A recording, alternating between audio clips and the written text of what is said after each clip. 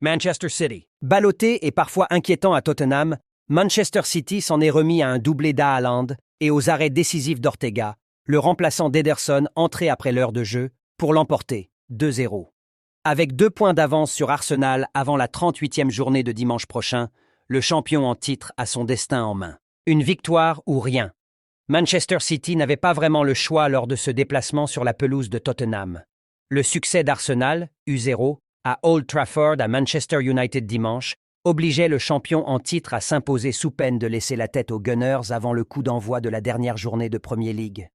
Les Citizens avaient bel et bien un point de retard avant de démarrer la rencontre du soir. Guardiola le savait. L'erreur n'était pas permise.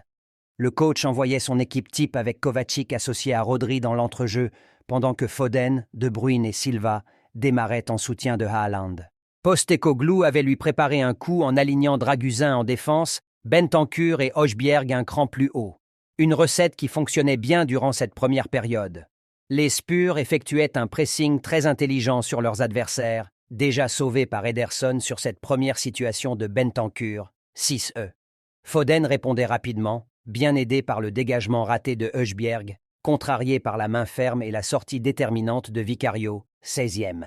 Malgré cette alerte, c'est bien Tottenham qui contrôlait les débats, avec, à titre d'exemple, une surprenante possession de balle de 61% après une demi-heure de jeu. Le champion d'Europe affichait un déchet technique inhabituel, provoqué notamment par cette pression des Spurs. Guardiola commençait déjà à faire les 100 pas dans sa zone et a sans doute élevé la voix à la pause. Son équipe revenait changer sur la pelouse, plus alerte sur les duels et plus précise dans son jeu. De Bruyne sollicitait rapidement Vicario de son pied gauche, 40. Ederson aussi restait vigilant sur cette reprise de son à la suite de ce centre venu de la droite, 49e. Bien lui en a pris car sur l'action suivante, le nouveau débordement de Bruyne faisait mouche avec ce centre en retrait décisif pour le 26e but d'Haaland, 0-1, 50e. City avait fait le plus dur, tout en craignant pour De Bruyne puis Ederson, tous les deux victimes de mauvais coups involontaires de Matar Sarr, 58e et Romero, 62e. Les deux joueurs se relevaient finalement avant de céder rapidement leur place.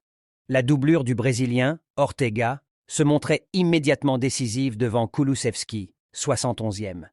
Un sauvetage annonciateur de la mauvaise fin de match des Sky Blues, de nouveau en proie à des erreurs évitables, comme cette mauvaise appréciation de Diaz dans sa surface dont n'a pas su profiter Kulusevski, 80E.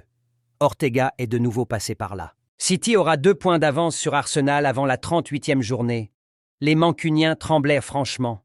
Cette fois, c'est Akanji qui se manquait totalement sur CE contrôle et laissait son filet au but. Mais le Coréen échouait lui aussi sur le gardien allemand, auteur d'une nouvelle grande parade, 4 et 26e. Héroïque, le rempart l'était d'autant plus que City s'offrait un dernier contre par Foden, lequel voyait Doku provoquer un Porro déstabilisé par la vitesse de dribble du Belge jusqu'à commettre l'irréparable dans sa surface. Haaland profitait de l'offrande pour doubler la mise sur penalty, 0-2, Quatrid Van Diemp, et offrir un très probable nouveau titre de champion d'Angleterre à son équipe. Avant cela, il faudra conserver ses 2 points d'avance sur Arsenal lors de la réception West Ham dimanche.